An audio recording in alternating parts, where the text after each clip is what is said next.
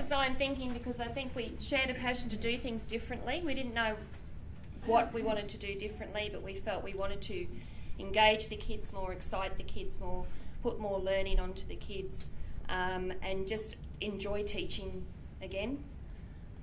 You know, with the constraints of what's sort of been happening in the last couple of years, we just needed to be refreshed and rejuvenated, and what we'd heard about design thinking, it did all that. So that was sort of the box that we came from.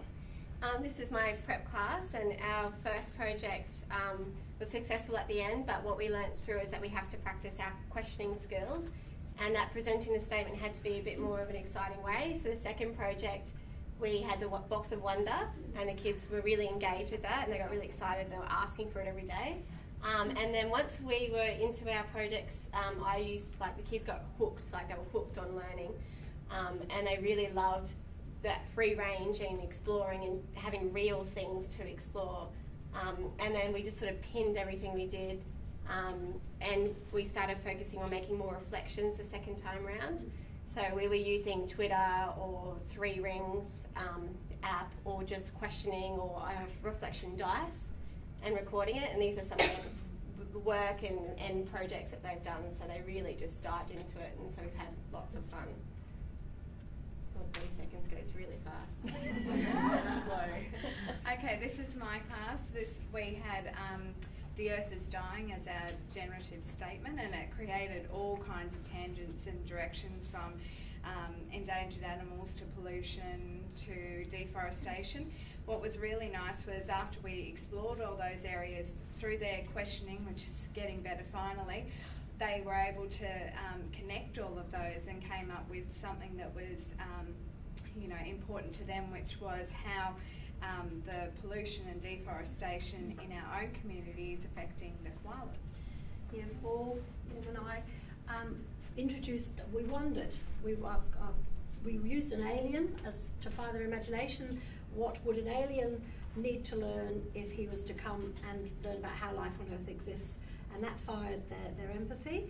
They actually loved questioning. We did philosophical inquiry to generate lots and lots of questions, and I know it's neat, but it was their work. It was good to see with their prototype they could come up with, go whatever direction they want. We had some songs, we had some poems, we had some videos, some different prototypes. We found that the impacts on learning the kids had ownership of what they were doing. They were using, thinking about their thinking, and the learning was really broad, and they were asking for real resources. It was quite powerful to see them have control of their learning and to care about their learning.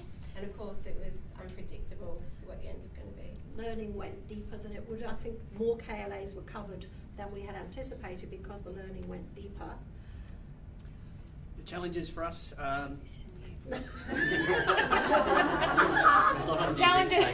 Challenges was time. This isn't me either, but we'll just keep talking. Time, you know, finding the time, scheduling the time in the timetable, feeling lost, particularly in the first few weeks. We kind of went in gun-ho and went, oh my God, it's not working. You just sort of thought it might work. Coming up with that statement, that who cares statement, we've realised now how important that is, and because if that doesn't work, everything's just a watered down version, and that's not why we're doing it. We had some really interesting ways of sharing. We went beyond just our classroom walls, and we engaged in Twitter. We came up with our class websites and included things like the Show Me app, which the kids were able to record their thoughts and do their designs, and then we were actually able to put that up on our class website so that our parents could see and hear the kids thinking and learning, and using 3 Rings.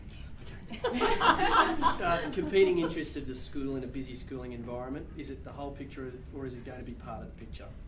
The planning and the meeting time for our staff, because design thinking is a relational approach.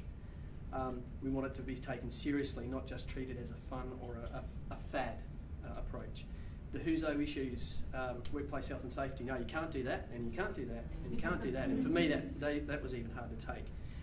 The resources, making sure the access to ICLT is reliable, looking for ways to demonstrate good learning and teaching practice, and just teachers being anxious about the trial and error nature of the process and the time that would take.